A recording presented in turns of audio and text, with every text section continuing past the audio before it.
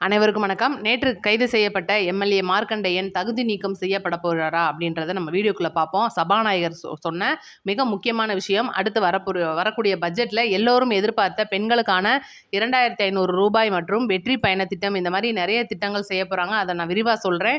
என்னென்ன பண்ணலாம் அப்படின்றதையும் சொல்லிடுறேன். அடுத்து பார்த்தீங்கன்னா ரொம்பவே முக்கியமா டெல்லியில் பயங்கரமாக வெடிச்சுக்கிட்டு இருக்கிற கற்பாம்பூச்சி சென்னைக்குள்ளேயும் நுழைஞ்சிருக்கு. இதை பற்றி நம்ம விரிவாக பேசுவோம். சேனலுக்குள்ளே வந்தவங்க லைக் அண்ட் சப்ஸ்கிரைப் பண்ணிக்கோங்க. நேற்று எம்எல்ஏ அவர்களுக்கு ஏதோ உடல்நிலை சரியில்லை அப்படின்ற மாதிரிலாம் வந்துட்டு இருக்கு. அது என்ன ஏது அப்படின்றத நான் வீடியோக்குள்ளே சொல்லிடுறேன். வீடியோ பார்த்துட்டு ஒரு 4 பேருக்கு ஷேர் பண்ணி விடுங்க. உங்களுடைய கருத்துக்களை கமெண்ட்ல சொல்லிடுங்க. மறக்காமல் ஒரு லைக்கை போட்டுருங்க. இப்போ பார்த்தீங்கன்னா இன்னைக்கு நம்மளுடைய முக்கியமான நியூஸ் என்னன்னு பார்த்தீங்கன்னா, நம்மளுடைய தமிழக முதலமைச்சர் அவர்கள் பெரம்பூரில் ஜெயிச்சதை எதிர்த்து திமுக சார்பில் போடப்பட்ட ஒரு வழக்கு. ஏற்கனவே இதுக்கு நம்மளுடைய முதலமைச்சர் அவர்களுக்கு நோட்டீஸ் கொடுத்துருக்குது உயர்நீதிமன்றம். இன்னைக்கு திரும்ப ஒரு நோட்டீஸை திருப்பி அனுப்பியிருக்காங்க. நம்மளுடைய முதல்வர் அவர்கள் பதில் சொல்லணும் அப்படின்னு. அது என்ன விஷயம்னா, அந்த சொத்து மதிப்பு பட்டியல் அப்படின்றதுல ஏறக்குறைய இருக்கு, 1 கோடி 2 கோடி கொஞ்சம் டிஃப்ரெண்ட் ஆகுது அப்படின்ற சும்மா சாதாரண வழக்கு. இது 2வது தடவை திமுக அழுத்தத்தின் பேரில் நமக்கு அமைச்சிருக்காங்க அப்படின்றது தான் ஒரு தகவலாக இருக்கு. இதுக்கு நம்ம முதல்வர் சும்மா தூசி தட்டுற மாதிரி தட்டிட்டு போயிடுவார். ஏன்னா இது முழுக்க திமுகவினர் செய்த நார்மலான செயலாக தான் இருக்கு. ஏன்னா ஏகப்பட்ட இடங்கள்ல தமிழக வெற்றி கழக எம்எல்ஏக்களுடைய வெற்றியை எதிர்த்து இன்னைக்கு வழக்கு போட்டுட்டு இருக்காங்க.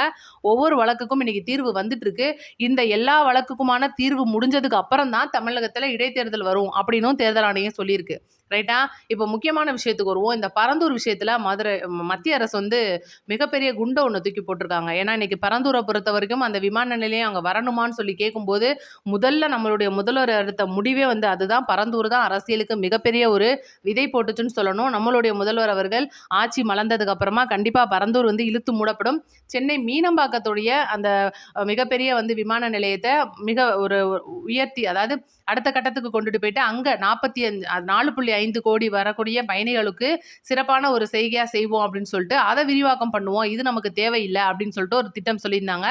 இன்னைக்கு அந்த ஒரு விஷயத்தில் பார்த்தீங்கன்னா திமுகவுடைய எம்பியாக இருந்த வில்சன் அவர்கள் டெல்லியில் பாராளுமன்றத்தில் பேசும்போது பார்த்தீங்கன்னா, என்னங்க பரந்தூர் நிலையத்துக்கு இந்த மாதிரி பிரச்சனைலாம் வந்துட்டு இருக்குன்னு சொல்லி பேசும்போது மத்திய அரசு அதுக்கு ஒரு பதில் கொடுத்துருக்காங்க. தமிழக வெற்றி கழக அரசு, இப்போ இருக்கிற அரசும் சரி, இதுக்கு முன்னால் இருந்த திமுக அரசும் சரி, எங்களுக்கு எந்தவித ஒரு கோரிக்கையும் தரல. நாங்கள் பரந்தூர் விமான நிலையத்தை அந்த திட்டத்தை முடக்க போகிறோம் அப்படின்னு எதுவுமே சொல்லலை. முழுக்க பார்த்தீங்கன்னா இப்போ இருந்த திட்டம் தொடரும் அப்படின்னே இன்னைக்கு மத்திய அரசு பதில் கொடுத்துருக்கு. உண்மையிலே விவசாயிகளுக்கு ஒரு மிகப்பெரிய பேரிடி. இது ஒரு பக்கம் இருக்க, பொதுமக்கள் பண்ணின ஒரு தவறு அப்படின்னே சொல்லலாம். இது மறக்காம கமெண்ட்ல இதை பற்றின உங்கள் கமெண்ட்டை சொல்லிடுங்க. என்னன்னா 680 கோடி ரூபாய் பொதுமக்களுக்கு விநியோகிக்கப்பட்டிருக்கு.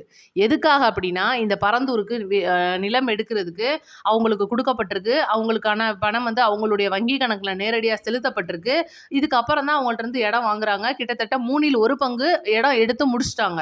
கிட்டத்தட்ட 1700 ஏக்கர் பரப்பளவு. ஓகேவா?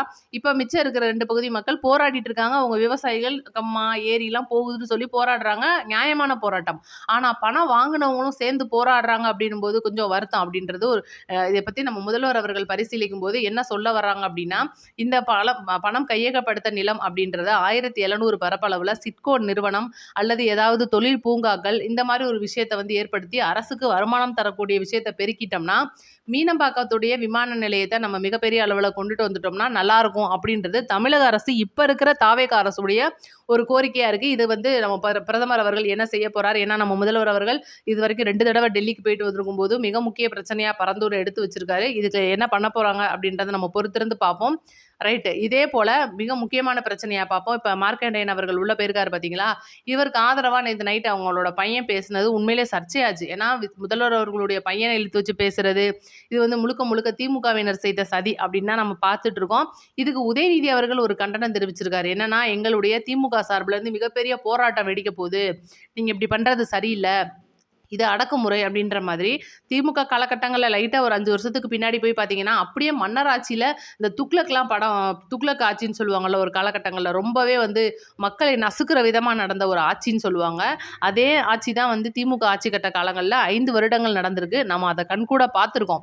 அப்படி இருக்கும்போது இன்றைக்கி நேர்மையாக நடக்கிற ஒரு ஆட்சி, நேற்று ஏடிஎஸ்பி அவர்களை அதாவது ஒரு பதில் சொல்ல விடாமல் வாய் அடைக்கிற விதமாக கேள்வி கேட்ட திமுகவை சார்ந்த பத்திரிகையாளர்கள் எல்லாரையும் நம்ம கண்கூட பார்த்துட்டு இருக்கோம். அந்த ஒரு வகையில் கோர்ட் கொடுத்த ஒரு தண்டனைக்கும் காவல்துறை செய்த கம்ப்ளைண்ட்டுக்காக காவல்துறை செய்த ஒரு செயலுக்கும் வந்து தமிழக வெற்றி கழக ஆட்சியை வந்து குறை சொல்றது அப்படின்றது நம்ம சைடில் தப்பாகாது. ஏன்னா அவங்க தப்பு பண்ணியிருக்காங்க, தண்டனை அனுபவிக்கிறாங்க. இன்னும் 2-3 நாட்களில் ஜாமீன் போட்டுருவாங்க, வெளியில் வந்துருவார். ஓகே, அவருக்கு ஏதோ உடல்நிலை பிரச்சனை, சாப்பிட மாட்டேன்னு முரண்டு பிடிக்கிறாரு அப்படின்ற மாதிரிலாம் சில செய்திகள் வருது. அதெல்லாம் கிடையாது. உடல்நிலையோட நல்லபடியாக இருக்காரு. ஹாஸ்பிட்டலில் வந்து அவர் நைட்டே காமிச்சிட்டு வந்துட்டாங்க. அவருக்கு இருக்கிற சுகர், பிபி, ப்ரெஷர் எல்லாத்துக்கும் வந்து அவங்க சைட்லேருந்து மாத்திரை கொடுத்துருக்காங்க. எல்லாமே வந்து அவர் உடல்நிலை சரிவர இருக்குது அப்படின்றது தான் இப்போ வரைக்குமான தகவலாக இருக்குது. அதனால திமுககாரங்க மக்களை பயமுறுத்துற அளவுக்கும் இவங்க செய்யப்பட்ட அந்த லாக்அப் டெத் அந்த மாதிரி விஷயத்துக்குலாம் வந்து இது வேலை கிடையாது. முழுக்க முழுக்க நீதிமன்ற காவலில் இருக்கிறனால எந்த ஒரு பிரச்சனையும் இல்லை அப்படின்னு சொல்லியிருக்காங்க. அடுத்து சபாநாயகர் அவர்கள் கொடுத்த இவர் வந்து இப்போ தண்டனை கூட்டலால ஒரு எம்எல்ஏ ஆயிட்டாப்ல. 15 நாட்கள் கேஸ் ஓடும். என்னதான் ஜாமீனில் வந்தாலும் இந்த கேஸ் அப்படின்றது கொலை மிரட்டல் கேஸ் அப்படின்றனால இந்த எம்எல்ஏ தகுதி நீக்கம் செய்யப்படுவாரா அப்படின்றது ஒரு கேள்வி. தகுதி நீக்கம் செய்யப்படுவாரானா எம்எல்ஏவா தொடர மாட்டாரா, எம்எல்ஏ அந்த தொகுதிக்கு இல்லையா அப்படின்லாம் கிடையாது. என்னன்னா அந்த எம்எல்ஏக்குன்னு வரக்கூடிய அந்த பெனிஃபிட்ஸ் எல்லாமே நிப்பாட்டிடுவாங்க. சம்பளத்திலேருந்து அவங்களுக்கு கொடுக்க போகிற அந்த படிக்காசுன்னு சொல்லுவாங்க. இதில் எல்லாமே வந்து அரசு மூலியமாக செய்யப்படுற அனைத்தும் நிறுத்தி வைக்கப்படணும் அப்படின்றது சில பேருடைய கோரிக்கையாக இருக்குது. இதுக்கு சபாநாயகர் அவர்கள் கொடுத்த பதில் என்னன்னா, நேற்றே பார்த்தீங்கன்னா மார்க்கண்டேயன் அவருடைய அலுவலகத்திலேருந்து என்னை கைது பண்ண வந்துட்டிங்கன்னா நான் வந்து எம்எல்ஏ இது வச்சுருக்கீங்களா, சபாநாயகருடைய ஒப்புதல் வச்சுருக்கீங்களான்னு கேட்கும்போது அதுக்கு சபாநாயகர் அவர்கள் கொடுத்த பதில் என்னன்னா, பேரவை எண் 291 விதியின்படி பேரவைக்குள்ளே தான் அந்த எம்எல்ஏவை கைது பண்ணக்கூடாதே தவிர பொது இடங்களில் அல்ல. அப்படி பார்த்தா அனிதா ராதாகிருஷ்ணனை கூட தான் கைது பண்ணாங்க. இதுக்கெல்லாம் வந்து யாருமே விதி கேட்கலையா அப்படின்னு சொல்லிட்டு இருக்கும்போது இதெல்லாம் வந்து எல்லாமே சரியான விஷயமா தாங்க நடந்திருக்கு. காவல்துறை மேலே தப்பு இல்லை அப்படின்னு சபாநாயகர் அவர்கள் விளக்கமும் கொடுத்துட்டாரு. அடுத்து பார்த்தீங்கன்னா வரக்கூடிய ஆகஸ்ட் 5ஆம் தேதி பட்ஜெட் கூட்டத்தொடர் தொடங்குறதா இருக்கு. இந்த ஒரு கூட்டத்தொடரில் மிகப்பெரிய விஷயமான மகளிர் தொகை அந்த 2500 ரூபாய்க்கு வந்து ஒரு ஒப்புதல் வழங்கப்படும் அப்படின்ற ஒரு தகவல். அடுத்து பார்த்தீங்கன்னா அந்த இளைஞர்கள், குறிப்பாக பட்டதாரி இளைஞர்களுக்கான 4000 ரூபாய், டிப்ளமோ மற்றும் ஐடிஐ படித்த இளைஞர்களுக்கான 2500 ரூபாய், இதுக்கு வந்து நம்ம முதல்வர் அவர்கள் ஒரு கையெழுத்து போட போறார் அப்படின்றதும் ஒரு மிகப்பெரிய தகவலாக இருக்குது. உண்மையிலே ரொம்ப சந்தோஷமான விஷயம். ரைட்டு, இப்போ அடுத்து முக்கியமான விஷயத்த நம்ம பேசிடுவோம். ஏன்னா நிறைய பேர் வந்து அதை கேட்டுகிட்டே இருக்கீங்க. 1000 ரூபா வாங்குறவங்களுக்கு 2500 வருமா, இளைஞர்கள் எந்த படிப்புக்கு எவ்வளோ வரும் அப்படின்லாம் நிறைய பேர் கேட்குறீங்க. நான் ஒவ்வொரு இடத்துலையும் விளக்கம் சொல்லிக்கிட்டே இருக்கேன். அந்த அறிவிப்பு ஆணை வந்ததுக்கப்புறமா உங்களுக்கு நான் டீட்டெயில்டாக அடுத்த வீடியோலேயே சொல்லிடுறேன் எல்லா விஷயத்தையும்.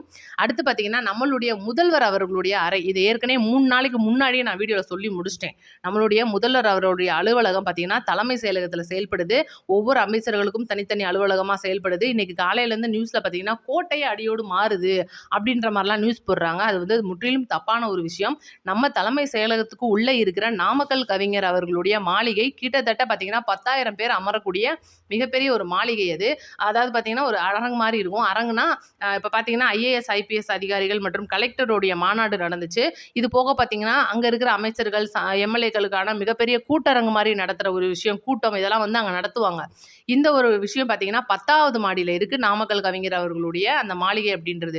நம்ம முதல்வருடைய அலுவலகம் அந்த 10வது மாடிக்கு தான் மாறப்போகிறத இவங்க கோட்டையே மாறுது, வேற இடத்துக்கு கோட்டையை தூக்கிட்டு போகிறாங்க அப்படின்ற மாதிரிலாம் சொல்கிறாங்க. அது தப்பான விஷயம்.